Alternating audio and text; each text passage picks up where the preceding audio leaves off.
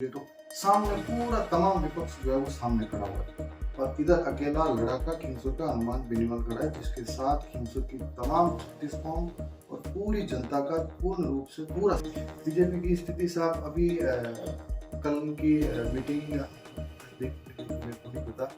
आज तक इतना भव्य स्वागत भोजास गांव में कभी नहीं हुआ। बीजेपी इस बार बहुत पीछे रहने वाली है, तीसरे नंबर पे भोजास में रही। जिस आदमी को साइन तक करना नहीं आता, क्या आप मेरे को बता सकते हैं कि वो कार्यपालिका का सिस्टम जानता है, किस तरीके से काम होता है वो जानता है, लाइट कनेक्शन कैसे होगा वो जानता है, रोड लाने की प्रक्रिया क्या वो जानता है?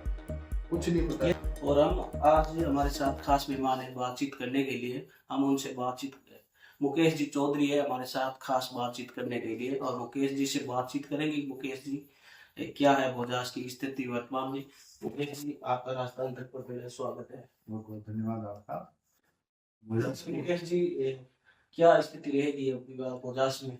देखिए, इस बार भोजास की जो स्थिति रहने वाली है, आज तक 2003 से अभी साथ में जितने भी चुनाव यहाँ लड़े हैं, खिंसर का हो, विधानसभा चुनाव हो, चाहे उपचुनाव हो, चाहे नागौर का लोकसभा चुनाव हो, जितने तमाम चुनाव हनुमान जी बेनीवाल भाई साहब ने आज तक यहाँ लड़े हैं, उन सब का रिकॉर्ड तोड़ वोट इस बार मिलेगा। सबसे ज्यादा रिकॉर्ड तोड़ वोट इस बार कितने वोट मिलते हैं से? भोजास से आज तक करीबन 750 हाईएस्ट वोट यहाँ से मिले हुए।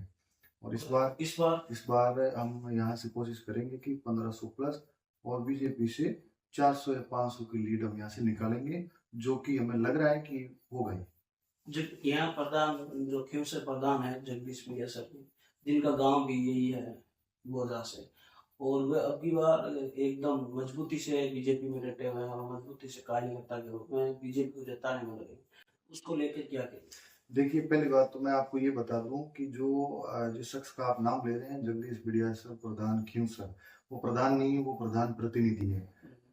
प्रधान उनकी पत्नी है। दूसरी बात, आप ये चीज गौर कीजिए कि किसी भी बीजेपी की मीटिंग में क्या आपने कभी जगदीश बिडिया सर को देखा? कभी भी। जबरदस्ती बीजेपी के पीछे भाग रहे हैं। ना तो उनको कभी किसी मीटिंग में बुलाया जाता है, ना उनको कोई संदेश दिया जाता है। अब बस ठीक है, उनके पास कोई जगह नहीं है, बीजेपी के पीछे भाग रहे हैं, दुपट्टा पहन लेते हैं, मंचों पर चढ़ जाते हैं और भाषण देते हैं। वो भी भाषण कहीं तो नशा करके बोल रहे हैं, कहीं कुछ बोल रहे हैं, कहीं अनाप शनाप बोल रहे हैं, उनको खुद समझ नहीं आ रहा कि क्या बोल रहे हैं। दूसरी बात, अब आप देखिए कि जो व्यक्ति गांव से मजबूत नहीं है, वो क्या कहीं जाके किसी गांव में वोटों की अपील कर सकता है? आज गांव की स्थिति ये है कि बच्चा बच्चा जो है वो हनुमान बेनीवाल को वोट देगा। ऐसा क्यों है? प्रधान प्रतिनिधि जगदीश जी से ऐसा क्यों नाराजगी इस गाँव में? देखिए, कुछ कारण हुए हैं यहाँ पे।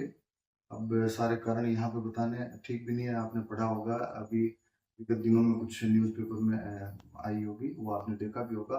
और लोगों की नाराजगी कुछ इस तरह है कि जिस दिन उन्होंने आरएलपी से पंचायत समिति का चुनाव जीता, लोगों का समर्थन इनको नहीं था, लोगों का समर्थन था आरएलपी को। फिर इन्होंने जो हनुमान जी बेनीवाल भाई साहब के पीठ में खंजर भोंका, उससे लोगों की बहुत नाराजगी बढ़ी यहाँ पे। ये तो निर्दय की प्रधान प्रतिनिधि बने, इनको वोट इनकी मिसेज है जो निर्दय के प्रधान बनी है। इनके खुद के वोट थे ही नहीं ना साहब। वोट तो जो इन्होंने बोतल के चुनाव चिन्ह पे लड़ा है, जो पंचायत समिति का चुनाव था, वो तो आरएलपी के वोट थे। ये खुद लड़ते, तब पता चलता है इनको कि भाई पंचायत समिति का चुनाव हम जीतते कि नहीं जीतते। उसके बाद इन्होंने वहां से तोड़ बटा करके और अपने जो साम दाम दंड भेद लगा के कैसे न कैसे करके एक बार प्रधान बन गए। इस क्षेत्र में दिव्या मदेरणा का भी काफी है दबदबा देखने को मिलता है इन इलाकों में। लेकिन दिव्या मदेरणा जी का बिल्कुल यहाँ दबदबा नहीं है। आपको ऐसा लग रहा है उसे। दिव्या जी मदेरणा से मैं एक ही निवेदन करूंगा कि आपके गृह जिले में अभी अनीता चौधरी जी का हत्या हुई है, निर्मम हत्या हुई है। अगर आप में दम है तो वहां जाइए, वहां जाके आप उस बेटी को न्याय दिलवाइए। आप वहां तो छोड़ के आ गई और यहाँ प्रचार करती घूम रही है। आप अपने इलाके में जीत नहीं पाई, क्या कारण है? आप भी तो हारी। आप अगर आप में इतना दम होता तो आप वहां जीतते ना। वहां से छोड़ के यहाँ क्यों आ रहे हो? हारे हुए कैंडिडेट से आप यहाँ प्रचार करा रहे हो। दूसरी बात साहब, यहाँ पे अकेला हनुमान बेनीवाल लड़ रहा है चुनाव, सामने पूरा विपक्ष लड़ रहा है।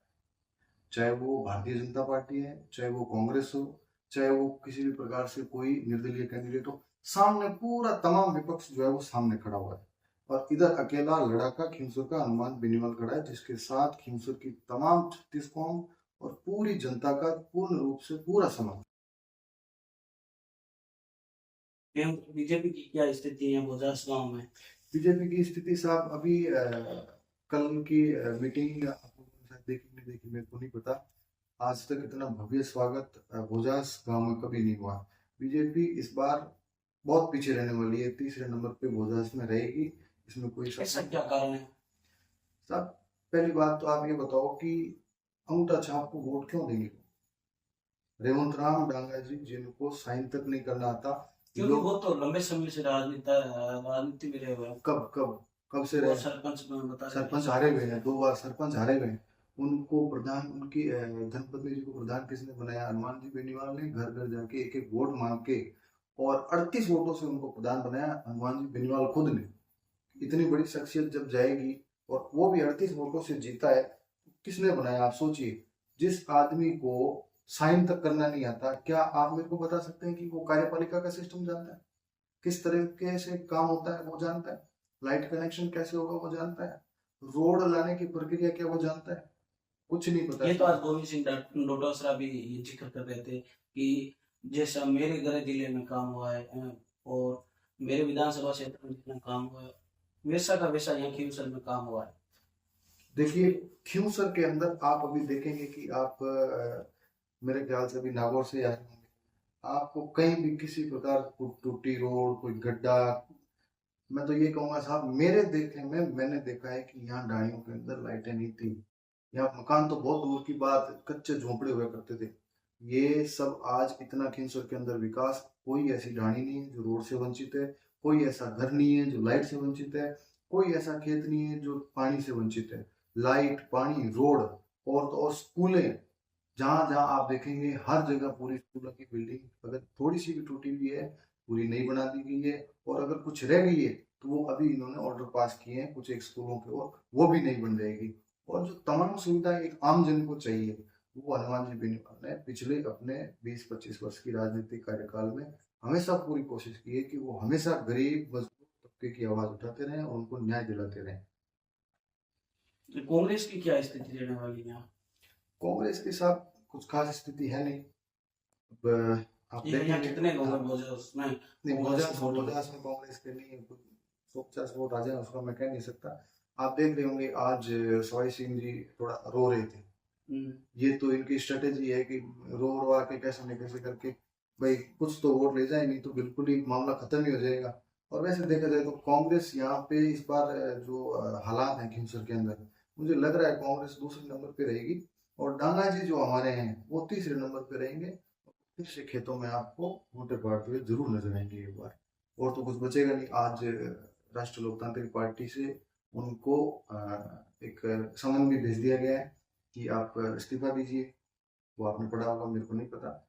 या तो इस्तीफा दें, राष्ट्रीय लोकतांत्रिक से अभी पार्टी से अभी प्रधान है, तो आप समझते हैं कि अगर किसी एक पार्टी को छोड़कर दूसरी पार्टी में जाते हैं तो पहली पार्टी को या तो नैतिकता के आधार पर अपन देखें तो या तो उसको इस्तीफा देना पड़ता है या फिर उन्हें बर्खास्त किया जाता है।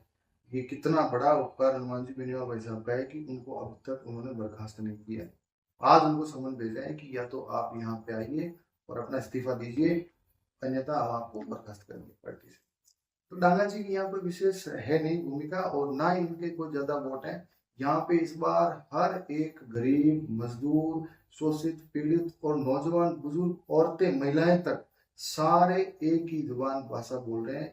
इस बार वोट हम कनिका बेनीवाल को करेंगे, और हनुमान जी बेनीवाल को आप यहाँ से देखेंगे हमारी पहली पेटी यहाँ से खुलेगी धोलिया डेर से, यहाँ पास में गाँव धोलिया डेर से। क्यों सर जाते जाते ये आपको 25 से 30 हजार लीड का मार्जिन देखने को यहाँ पे मिलेगा। आप कितनी लीड मान रहे हो इस बार क्यों स्वरूप चुनाव में?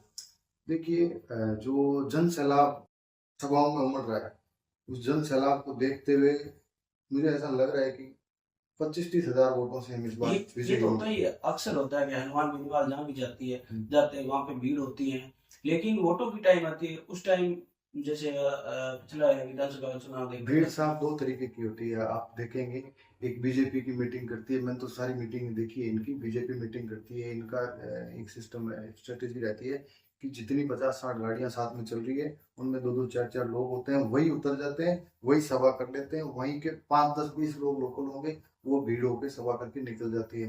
राष्ट्रीय लोकतांत्रिक पार्टी के कार्यकर्ताओं की हालत ये है कि उनको 1 मिनट की अगर नींद मिल जाए तो उनके लिए स्वर्ग जैसी बात है। वो बेचारे गाड़ियों से नहीं उतर पाते। जहां जहां हनुमान जी बेनीवाल का आप जन सैलाब देखेंगे वो वहां का मूल जन सैलाब है।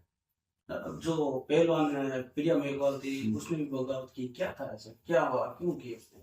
देखिए ये तो अब उनके आप के विचार हैं, किस कारण से उन्होंने किए, किसी निजी कारण से कुछ कहा होगा उसका राष्ट्रीय लोकतांत्रिक पार्टी पर उन्होंने आरोप लगाए।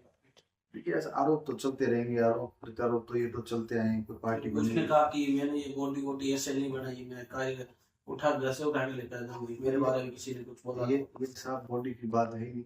वो हमारी बहन है, बहन थी, अच्छी है। अब किसी कारणवश उन्होंने कह दिया होगा, कोई बात नहीं, करेंगे उनसे बातचीत भी, क्या उनकी नाराजगी है वो भी बात करेंगे और समाधान निकालेंगे कुछ। लेकिन ज्योति मिर्धा लगातार कांग्रेस को लोगों को तोड़ रही है, राष्ट्रीय लोकतांत्रिक पार्टी में कुछ लोग जुड़ने के लिए नहीं आ रहे, ऐसा क्या है?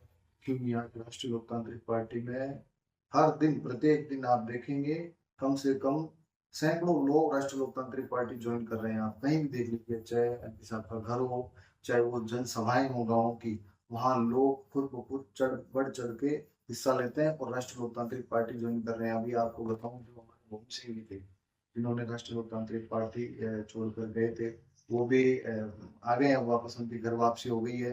तो कुछ कई ऐसे नेता हैं जिन्होंने किसी कारणवश चले गए थे, कोई कोई पार्टी के दबाव में चला गया था। बीजेपी तो आपको पता ही है, आप देख रहे हो 2 सरपंचों को निलंबित कर दिया है, 4 कर्मचारियों को निलंबित कर दिया है। किस तरह से ये अत्याचार कर रहे हैं। आप ये सोचो कि सरपंचों को इस कदर दबाया जा रहा है कि अगर आपने हमारी मदद नहीं की तो हम आपका काला चिट्ठा खोलेंगे। अरे काला चिट्ठा है क्या, खोलो ना। काला चिट्ठा खोलोगे, चलो कोई बात नहीं, आज आप इनको परेशान कर दोगे, दबा लोगे, कोई फर्क नहीं पड़ने वाला। फिर कल समय चेंज होगा, आप ही के लोग सामने खड़े होंगे और हम फिर से सामने खड़े होंगे। ऐसे लोगों को दबाया जा रहा है।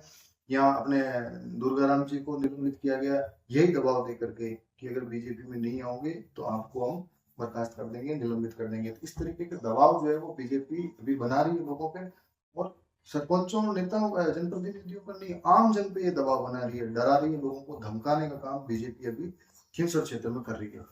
ये थे खींवसर के 50 गांव के उभरते